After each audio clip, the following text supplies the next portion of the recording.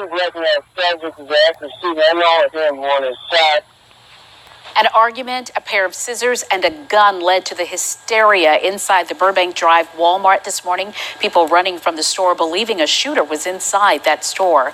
No one was shot. In fact, no shots were fired. Sheriff Sid Gautreaux describing the massive law enforcement response today as all hands on deck. In the world we live in now, this is the fear in our country. So tonight, it's all about reviewing surveillance video to find the guy with the scissors accused of starting all of this.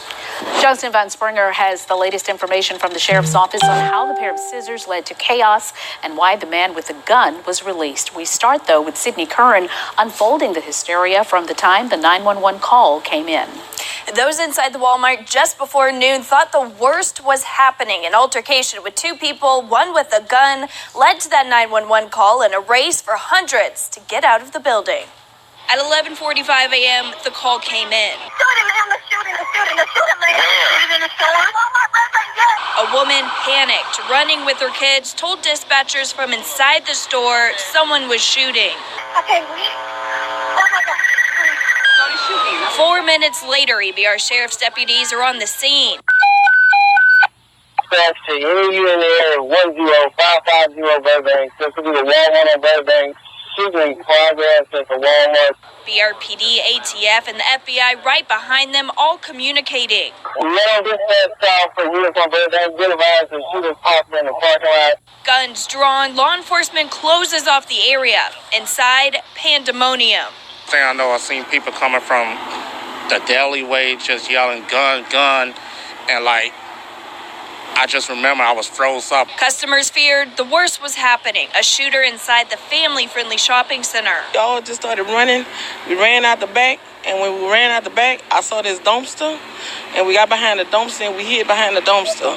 One man was hurt, injured as hundreds were fleeing the store any exit they could. The series of events rightfully scaring everyone involved. I ain't never been so scared before. Just days after two mass shootings over the weekend, tensions are high. Even though no gun was ever fired, East Baton Rouge Sheriff's Office in the statement said they responded with what they felt was appropriate.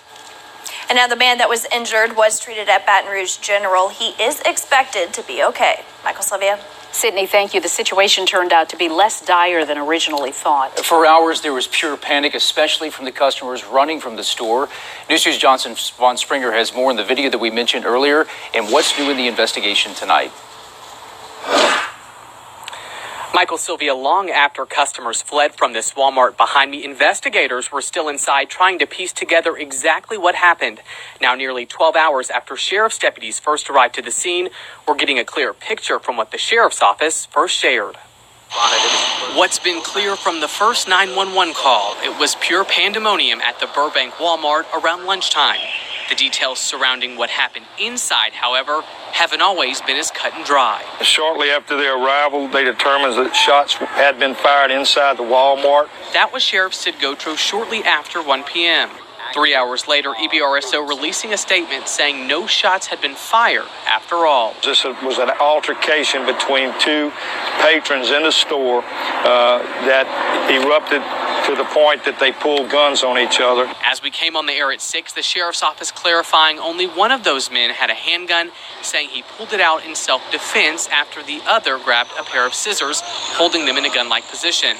That's when other customers became aware of what was happening, some even yelling that the scissor-wielding suspect had a gun. This all started as a shouting match near the customer service desk. But tonight, the man that pulled his gun has been released and isn't facing charges. However, the search for the man who grabbed that pair of scissors continues. The shots that were fired actually struck this innocent person who had nothing to do with the altercation whatsoever. As for the man that spent the rest of the day in the hospital, he was injured while trying to flee the store, not from bullets. The sheriff's office saying he was shopping for his child's lunchbox when this all went down.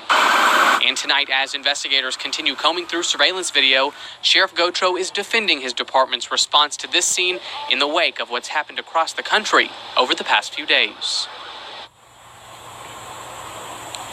And this Walmart has been closed since all of this taking place. Signs just like this one being put up across all of the doors. I was here this afternoon and saw several people turned away. And Sylvia, this location does plan on reopening tomorrow morning at 6. Johnston, has the sheriff's office said exactly what that suspect could be charged with?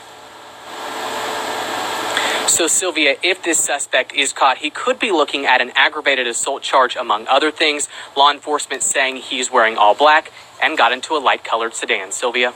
All right, Johnston Von Springer, thank you.